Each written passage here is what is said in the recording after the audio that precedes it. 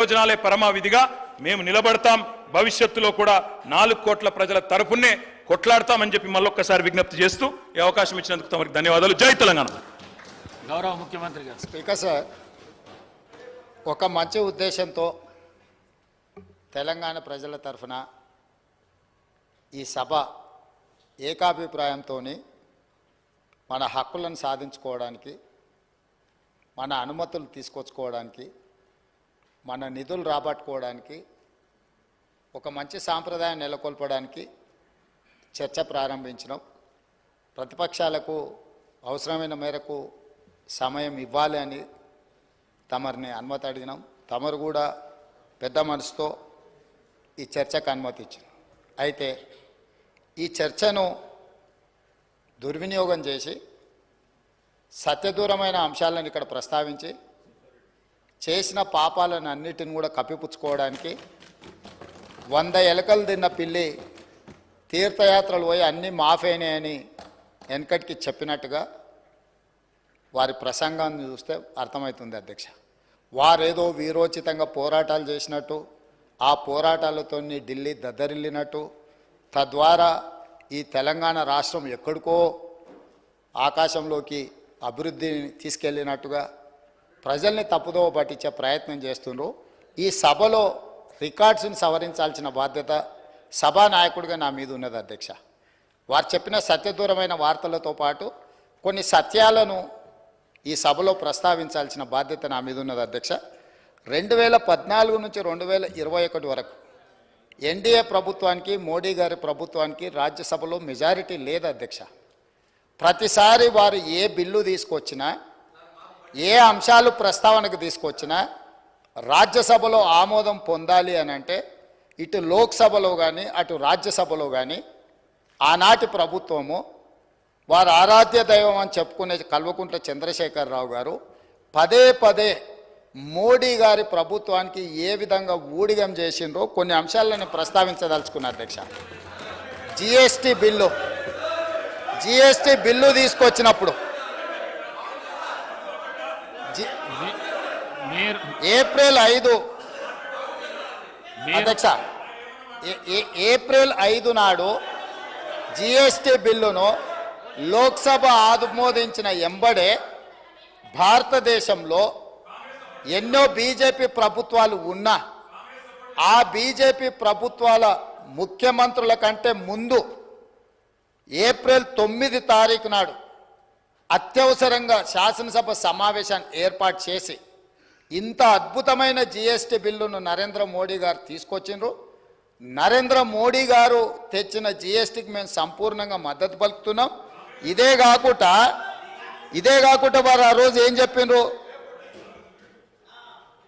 ఈ బిల్లుల మీద మోడీ గారిని ప్రశ్నించడానికి కాంగ్రెస్ పార్టీ ప్రయత్నం చేస్తే ఆ రోజు ఏమన్నారు ఇక్కడ కూర్చున్న కల్వకుంట్ల చంద్రశేఖరరావు గారు, ప్రధానమంత్రిని మీరు నిలదీసినట్టు ఈ సభలో మాట్లాడతారా, మీరు మాట్లాడడానికే వీల్లేదని చెప్పి కాంగ్రెస్ సభ్యులను దబాయించి జిఎస్టీ బిల్లుకు 100% అక్కడ రాజ్యసభలో లోక్సభలో మద్దతు పలకడమే కాకుండా ప్రత్యేక శాసనసభ సమావేశాలు ఏర్పాటు చేసి సంపూర్ణంగా నరేంద్ర మోడీ గారికి మద్దతు పలికినరు. Point number 1.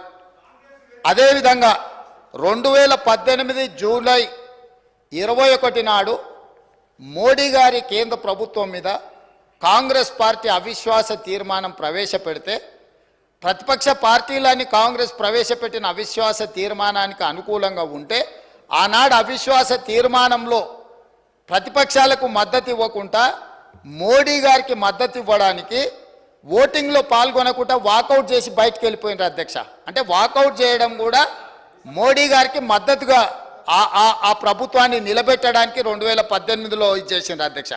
అదేవిధంగా రైట్ టు ఇన్ఫర్మేషన్ యాక్ట్, అసలు ఈ దేశంలోనే సమూలమైన మార్పులు, పారదర్శకమైన పరిపాలన అందించడానికి ఆనాడు యూపీఏ ప్రభుత్వం మన్మోహన్ సింగ్ గారు ప్రవేశపెట్టిన ఆర్టీఐ యాక్టును తూట్లు పొడ్చడానికి 2019 జూలైలో ప్రవేశపెట్టిన సవరణ బిల్లుకు కంప్లీట్గా రాజ్యసభలో మెజారిటీ లేకపోతే 240 రాజ్యసభ ఎంపీలు ఉంటే 113 మంది మాత్రమే బీజేపీకి ఉంటే ఆ రోజు ఆ బిల్లును ఆమోదించుకోవడానికి టీఆర్ఎస్ రాజ్యసభ సభ్యులు జోగినిపల్లి సంతోష్ కుమార్ గారు ప్రత్యేక విమానం వేసుకొని రాజ్యసభలో పాల్గొని ఆర్టీఐ సవరణ చట్టానికి ఓటేసిన మాట వాస్తవం కాదా? అంటే టిఆర్ఎస్ రాజ్యసభ సభ్యుడు ప్రత్యేక విమానంలో వెళ్ళి అక్కడ నరేంద్ర మోడీ గారికి మద్దతు పలికింది. ఆ పార్టీ అధ్యక్షుడు ఆనాటి ముఖ్యమంత్రి చంద్రశేఖరరావు గారు అనుమతి లేకుండా చేయగలడా సాహసం అధ్యక్ష? ఇది అప్పుడే వీరు మర్చిపోయినరా? అదేవిధంగా నోట్ల రద్దు ఈ దేశంలో ఉండే చిరు వ్యాపారుల యొక్క జీవితాలతో చెలగాటమాడింది. నోట్ల రద్దు చేసినప్పుడు కాంగ్రెస్ పార్టీ సంపూర్ణంగా తప్పుపడితే 2016 డిసెంబర్ 16 నాడు నోట్ల రద్దును స్వాగతిస్తున్నట్టు ఇదే అసెంబ్లీలో చంద్రశేఖరరావు గారి తీర్మానాన్ని ప్రవేశపెట్టి ఇది అద్భుతం, ఈ నోట్ల రద్దుతోటి దేశంలో సమూలమైన మార్పులు తీసుకొస్తాయి. ఆ రోజు వారు ఏమన్నారు? ఇంకా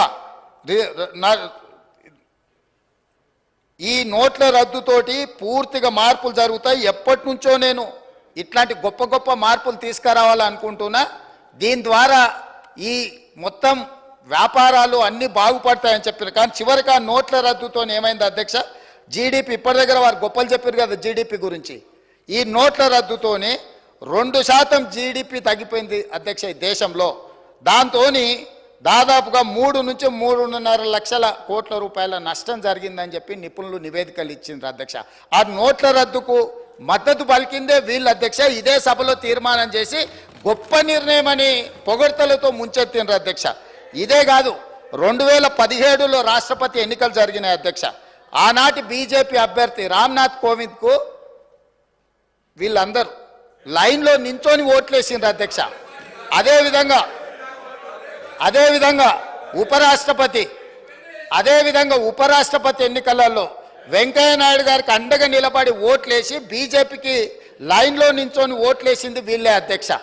అంటే ఎన్నికల్లో కూడా బీజేపీకి అనుకూలంగా ఓట్లేసి ఈరోజు ఆనాటి నుంచి ఈనాటి వరకు మేము పోరాటాలు చేస్తున్నాం అని చెప్పి సభ ద్వారా ప్రజల్ని తప్పుదోవ పట్టించే ప్రయత్నం చేస్తున్నారు అధ్యక్ష. అదేవిధంగా ఆర్టికల్ 370 రద్దు చేసిన రోజు ఆర్టికల్ 370లో కంప్లీట్గా కేంద్ర ప్రభుత్వానికి నేను సాక్షి సభలో 370 రద్దులో వీళ్ళు పోయి నరేంద్ర మోడీ గారికి మద్దతు పలికిండ్రు అధ్యక్ష. ఇదే కాదు అధ్యక్ష, ట్రిపుల్ తలాక్ విషయంలో కూడా